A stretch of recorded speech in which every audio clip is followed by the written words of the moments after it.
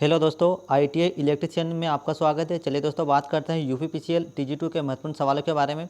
हमारा पहला सवाल है, एक वोल्टेज सेल होता है। पूछा गया फ्रेंड्स, और मोस्ट इंपोर्टेंट क्वेश्चन है, एक जो वोल्टेज सेल है क्या होता है। पूछा गया फ्रेंड्स कि वोल्टेज सेल क्या होता है, प्राथमिक सेल, द्वितीयक सेल, शुष्क सेल या क्षारीय सेल। तो यहाँ पर राइट आंसर आएगा जो वोल्टेज सेल होता है वह प्राथमिक सेल होता है। राइट आंसर आएगा फ्रेंड्स, वोल्टेज जो सेल है वह प्राथमिक सेल है। दोस्तों, वह सेल जिनका उपयोग एक बार हम कर सकते हैं, एक ही बार उपयोग होता है, प्राथमिक सेल कहलाता है। और वह सेल जिनका उपयोग हम पुनः उपयोग में कर सकते हैं, मतलब दोबारा यूज़ कर सकते हैं, वह द्वितीयक सेल कहलाते हैं। तो यहाँ पर पूछा गया है कि वोल्टेज एक सेल है, वह किसका प्रकार है, प्राथमिक सेल का या द्वितीयक सेल का। तो यहाँ पर राइट आंसर आएगा प्राथमिक सेल का एक उदाहरण है। तो राइट आंसर आएगा प्राथमिक सेल।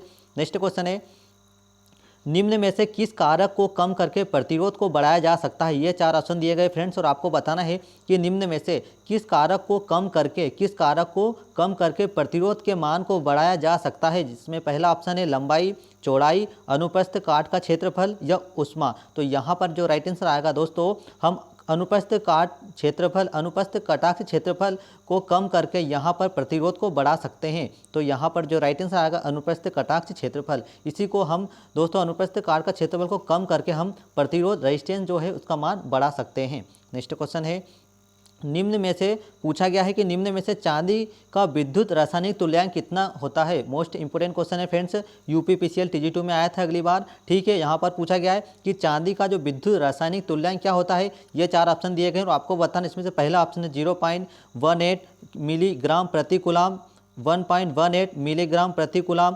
1.118 मिलीग्राम प्रति कूलाम या 107.88 मिलीग्राम प्रति कूलाम। तो यहाँ पर जो राइट आंसर आएगा फ्रेंड्स, विद्युत रासायनिक तुल्यांक जो होता है वह 1.18 मिलीग्राम प्रति कूलाम होता है। राइट आंसर आएगा दूसरे नंबर का 1.18 मिलीग्राम प्रति कूलाम जो है वह विद्युत रासायनिक तुल्यांक है, और किसका है, चांदी का है, याद रखना। नेक्स्ट क्वेश्चन है, आपेक्षित घनत्व मापने वाला यंत्र क्या कहलाता है। पूछा गया है कि आपेक्षित घनत्व नापने वाला यंत्र क्या कहलाता है। ये चार ऑप्शन है, जिसमें से पहला ऑप्शन है पायरोमीटर, थर्मोमीटर, हाइड्रोमीटर या वोल्टामीटर। तो यहाँ पर जो राइट आंसर आएगा फ्रेंड्स, आपेक्षित घनत्व नापने वाला जो यंत्र है वह हाइड्रोमीटर कहलाता है। दोस्तों याद रखना कि जो द्रवों का जो अपेक्षित घनत्व हम मापते हैं वह हाइड्रोमीटर नामक यंत्र द्वारा ही मापते हैं, जिसकी परास 1200, 1400, 1300 होती है। ठीक है, तो यह क्या करता है कि ये जो जितने भी द्रव होते हैं, जो हम बैटरी चेक करते हैं फ्रेंड्स, बैटरी में जो लिक्विड होता है उसका अपेक्षित घनत्व मापते हैं, तो वो इसी मीटर द्वारा मापते हैं, इसका नाम है हाइड्रोमीटर। तो द्रवों का जो अपेक्षित घनत्व मापते हैं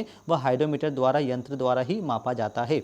नेक्स्ट क्वेश्चन है, निम्न में से स्थायी चुंबक बनाने के लिए उपयुक्त पदार्थ कौन सा है। ये चार ऑप्शन दिए गए फ्रेंड्स, और आपको बताना है कि निम्न में से स्थायी चुंबक बनाने के लिए उपयुक्त पदार्थ कौन सा है। दोस्तों, चुंबक एक तो कृत्रिम चुंबक आती है, एक स्थायी चुंबक आती है, एक अस्थायी चुंबक आती है। ठीक है, तो यहाँ पर पूछा गया है कि स्थायी चुंबक बनाने के लिए कौन सा पदार्थ उपयोग किया जाता है, नर्म लोहा, सिलिकॉन स्टील या कोबाल्ट। दोस्तों, स्थायी चुंबक बनाने के लिए कोबाल्ट का प्रयोग किया जाता है। दोस्तों, स्थायी चुंबक वह चुंबक होती है जिसमें चुंबक के गुण हमेशा बने रहते हैं। ठीक है, और अस्थायी चुंबक वह होती है जब तक कि हम उस पदार्थ में विद्युत धारा देते हैं तब तक स्थायी चुंबक बनी रहती है, और जैसे ही विद्युत धारा हटा लेते हैं तो उसका चुंबकत्व समाप्त हो जाता है, वह अस्थायी चुंबक कहलाती है। ठीक है, तो यहाँ पर पूछा गया है कि स्थायी चुंबक बनाने के लिए उपयुक्त पदार्थ कौन सा होता है। तो जो कोबाल्ट होता है वह स्थायी चुंबक बनाने के लिए प्रयोग किया जाता है।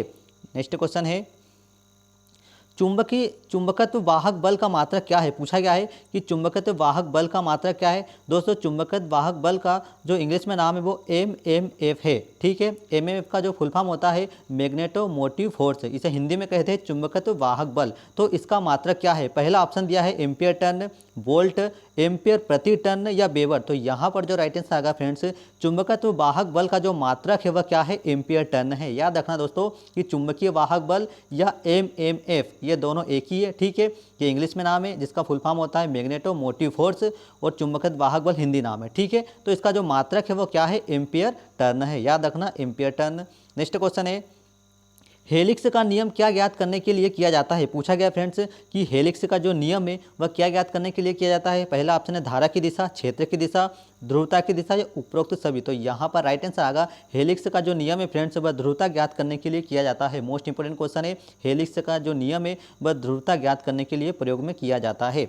नेक्स्ट क्वेश्चन है, निम्न में से पूछा गया फ्रेंड्स, मोस्ट इंपोर्टेंट क्वेश्चन है, निम्न में से डाया चुंबकीय पदार्थ कौन सा है। पूछा गया है कि डाया चुंबकीय पदार्थ कौन सा है। दोस्तों डाया चुंबकीय पदार्थ क्या होता है कि वह पदार्थ जिसमें चुंबक के गुण बिल्कुल भी नहीं होते हैं, वह पदार्थ जिसमें चुंबक के गुण कुछ भी नहीं होते हैं, बिल्कुल नील होते हैं, तो वह कौन सा चुंबक कहलाता है, वह डाया चुंबकीय पदार्थ कहलाता है। तो दोस्तों पहला ऑप्शन है निकिल, दूसरा है लोहा, तीसरा है बिस्मिथ और एल्यूमिनियम। तो यहाँ पर जो राइट आंसर आएगा फ्रेंड्स, बिस्मिथ जो है फ्रेंड्स वह डाया चुंबकीय पदार्थ है, निकिल चुंबकीय पदार्थ है फ्रेंड्स, लोहा भी चुंबकीय पदार्थ है और एल्यूमिनियम अनुचुंबकीय पदार्थ है, लेकिन बिस्मिथ जो है फ्रेंड्स वह क्या है, बिस्मिथ एक डाया चुंबकीय पदार्थ है, इसमें चुंबक के गुण नहीं होते हैं। नेक्स्ट क्वेश्चन है, कार्बन का ताप गुणांक कितना होता है। कार्बन का ताप गुणांक होता है एनटीसी होता है, पीटीसी होता है, उपरोक्त दोनों या इनमें से कोई नहीं। तो दोस्तों कार्बन का जो ताप गुणांक होता है वह एनटीसी होता है। क्या होता है, एनटीसी। और दोस्तों एनटीसी का फुल फॉर्म होता है नेगेटिव टेम्परेचर कोफिशिएंट। याद रखना दोस्तों, एनटीसी का फुल फॉर्म होता है नेगेटिव टेम्परेचर कोफिशिएंट, जो है ऋणात्मक ताप गुणांक जो है वह एनटीसी का फुल फॉर्म होता है। एक बार और सुन लो कि एनटीसी का फुल फॉर्म होता है नेगेटिव टेम्परेचर कोफिशिएंट, जिसका कार्बन का ताप गुणांक होता है एनटीसी। ठीक है, नेक्स्ट क्वेश्चन है, 50-50 ओम के दो प्रतिरोध श्रेणी में जुड़े हैं। याद रखना कि 50-50 ओम के दो प्रतिरोध श्रेणी में जुड़े हैं। अब समांतर में जोड़ने पर कुल प्रतिरोध का मान कितना होगा। तो यहाँ पर राइट आंसर आएगा फ्रेंड्स समांतर, अगर देखो 50-50 ओम के दो प्रतिरोध श्रेणी में जुड़े हैं, ठीक है, और अगर समांतर में जोड़ें तो कुल इनका मान क्या होगा, 25 ओम होगा। यहाँ पर राइट आंसर आएगा 25 ओम होगा। नेक्स्ट क्वेश्चन है फ्रेंड्स, किरचॉफ के नियमानुसार परिपथ संगम पर धारा होती है। पूछा गया है कि किरचॉफ के जो नियम है परिपथ संगम पर धारा कैसी होती है। फ्रेंड्स ये 4 ऑप्शन दिए गए और आपको बताना है कि किरचॉफ के नियम के अनुसार किसी परिपथ में संगम पर धारा का बीज गणितीय योग कैसा होता है। कुल योग के बराबर होता है, आने वाली धारा का योग होता है, या शून्य होता है, या उपरोक्त सभी। तो यहाँ पर राइट आंसर आएगा दोस्तों, देखो किरचॉफ का नियम अनुसार परिपथ संगम पर जो धारा का बीजगणित योग होता है वह कैसा होता है, वह शून्य होता है। यहाँ पर राइट आंसर आएगा शून्य होता है। नेक्स्ट क्वेश्चन है, प्रतिरोध नापने वाला यंत्र क्या कहलाता है। दोस्तों प्रतिरोध क्या होता है, रेजिस्टेंस। ठीक है, रेजिस्टेंस का प्रतीक क्या है, ये इस प्रकार से जो प्रतिरोध, ये रेजिस्टेंस का प्रतीक है। ठीक है, ये रेजिस्टेंस का सिंबल है, ये उसका प्रतीक है आर। ठीक है, और हिंदी में बोलते हैं प्रतिरोध, इंग्लिश में कहते हैं रेजिस्टेंस, और प्रतीक ये है। तो यहाँ पर पूछा गया है कि प्रतिरोध नापने वाला यंत्र कौन सा यंत्र होता है। ये 4 ऑप्शन दिए गए हैं। तो इसमें से पहला ऑप्शन है व्हीटस्टोन ब्रिज, ओम मीटर, वोल्टामीटर, या ए और फर्स्ट वाला और सेकंड वाला दोनों। तो यहाँ पर राइट आंसर आएगा फ्रेंड्स, प्रतिरोध नापने वाला यंत्र व्हीटस्टोन ब्रिज भी है और ओम मीटर भी है। तो यहाँ पर राइट आंसर आएगा फ्रेंड्स 1 और दोनों सही है। यहाँ पर जो प्रतिरोध नापने वाला यंत्र है व्हीटस्टोन ब्रिज से भी हम नाप सकते हैं और ओम मीटर से भी रेजिस्टेंस को मापा जाता है। तो यहाँ पर राइट आंसर आएगा 1 और दोनों सही है। दोस्तों रेजिस्टेंस क्या करता है कि जैसे कि किसी भी परिपथ में धारा के प्रवाह में विरोध उत्पन्न करता है। कोई सी भी धारा आ रही, एक परिपथ से दूसरे परिपथ में धारा जा रही है, ठीक है, और धारा में जो विरोध का जो गुण है, विरोध जो करता है वही क्या कहलाता है, वही रेजिस्टेंस कहलाता है। तो याद रखना दोस्तों कि धारा के प्रवाह में अवरोध या रुकावट करने वाला जो पदार्थ होता है, ठीक है, वह क्या कहलाता है, वह रेजिस्टेंस कहलाता है, जिसे आर से व्यक्त करते हैं। ठीक है, सिंबल अभी बताया था, इस प्रकार का सिंबल होता है और हिंदी में प्रतिरोध कहते हैं। नेक्स्ट क्वेश्चन है, भारतीय मानक संस्थान ISI की स्थापना कब हुई थी। मोस्ट इंपोर्टेंट क्वेश्चन है फ्रेंड्स, भारतीय मानक संस्थान ISI की स्थापना कब हुई थी। 1969, 1956, 1955, 1958। तो यहाँ पर राइट आंसर आएगा भारतीय मानक संस्थान ISI की जो स्थापना है फ्रेंड्स वह 1956 में हुई थी। मोस्ट इंपोर्टेंट क्वेश्चन है फ्रेंड्स, याद रखना 1956 में हुई थी। नेक्स्ट क्वेश्चन है, व्हीटस्टोन ब्रिज में 15 ओम, आर का पी का मान 15 ओम, क्यू का मान 10 ओम और एस का मान 25 ओम है, तो आर का मान कितना होगा। दोस्तों ये क्वेश्चन आपको कमेंट्स करके बताना है कि इसका आंसर क्या होगा। व्हीटस्टोन ब्रिज में पी बराबर 15 ओम है, क्यू बराबर 10 ओम है, एस बराबर 25 ओम है। तो यहाँ पर जो राइट आंसर आएगा फ्रेंड्स कितना होगा, 30 ओम होगा। राइट आंसर आएगा फ्रेंड्स 30 ओम। नेक्स्ट क्वेश्चन फ्रेंड्स, निम्न में से कार्य की एमकेएस प्रणाली की इकाई क्या है। देखो दोस्तों, जो कार्य का मात्रक है, नॉर्मल मात्रक पूछा जाए, एसआई मात्रक है तो कार्य का मात्रक जूल होता है। लेकिन निम्न में से कार्य की एमकेएस प्रणाली में इकाई क्या है, ये 4 ऑप्शन दिए गए हैं, आपको बताना है एमकेएस प्रणाली में। पहला ऑप्शन है किलोग्राम मीटर, जूल प्रति सेकंड, या न्यूटन मीटर। तो दोस्तों कार्य की जो एमकेएस प्रणाली में जो मात्रक है एमकेएस प्रणाली में, तो कार्य का जो एमकेएस प्रणाली मात्रक है वह न्यूटन मीटर है। राइट आंसर आएगा newton metre. Next question friends, निम्न में से 1 HP किसके बराबर होता है। देखो फ्रेंड्स पूछा गया कि 1 HP मतलब 1 HP का मतलब 1 हॉर्स पावर बराबर कितने होता है।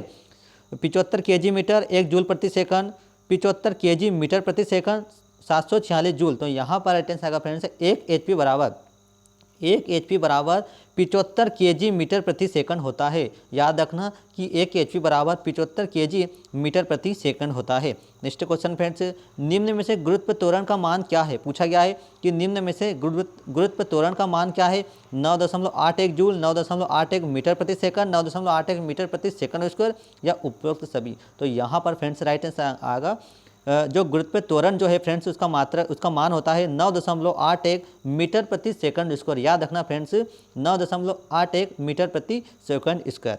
नेक्स्ट क्वेश्चन है, सोडियम वेपर लैंप का स्विच ऑन करने पर वह किस रंग का प्रकाश उत्सर्जित करता है? मोस्ट इंपोर्टेंट क्वेश्चन फ्रेंड्स पूछा गया है कि सोडियम वेपर लैंप का स्विच ऑन करने पर वह किस रंग का प्रकाश उत्सर्जित करता है। ये 4 ऑप्शन दिए गए हैं, जिसमें से पहला ऑप्शन है लाल, गुलाबी, हल्का पीला, नीला, सफेद। तो यहाँ पर राइट आंसर आएगा फ्रेंड्स सोडियम वेपर लैंप का स्विच ऑन करने पर वह गुलाबी रंग का प्रकाश उत्पन्न करता है। राइट आंसर आएगा गुलाबी रंग का प्रकाश उत्पन्न करता है। नेक्स्ट क्वेश्चन है फ्रेंड्स, निम्न में से 1 वाट किसके बराबर होता है? पूछा गया है कि 1 वाट बराबर क्या होता है? 1 एम्पियर प्रति सेकंड, 1 जूल प्रति सेकंड, 1 वोल्ट प्रति सेकंड या 1 न्यूटन प्रति सेकंड। तो यहाँ पर राइट आंसर आएगा फ्रेंड्स कि निम्न में से 1 वाट किसके बराबर होता है? तो 1 वाट बराबर 1 जूल प्रति सेकंड होता है। तो यहाँ पर राइट आंसर आएगा दूसरे नंबर का 1 जूल प्रति सेकंड। 1 वाट बराबर 1 जूल प्रति सेकंड होता है। नेक्स्ट क्वेश्चन है फ्रेंड्स, 1 किलोवाट घंटा में कितनी ब्रिटिश एचपी होती है? पूछा गया है कि 1 किलोवाट घंटा में कितनी ब्रिटिश एचपी होती है। ये 4 ऑप्शन दिए गए फ्रेंड्स और आपको बताना है। ठीक है, 1.36, 746, 1.34 या 735.5। तो यहाँ पर राइट आंसर आएगा फ्रेंड्स 1.34।